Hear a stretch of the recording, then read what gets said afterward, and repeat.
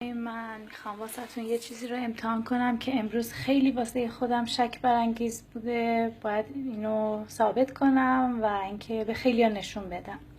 من امروز تو محل کارم احساس کردم که برنجی که دارم مصرف میکنم خیلی حالت لاستیکیه. بعد از اون یکم آوردم خونه که امتحانش بکنم.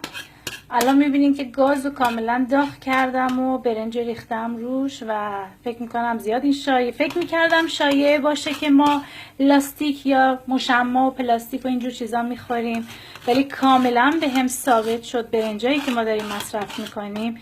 نگاه کنید، در هر صورت شما برنجو اگه بو بدین روی هر حرارتی بذارین فقط سرخ میشه، ولی این کاملا لاستیکه و نگاه کنین آب شد و چسبید به هم.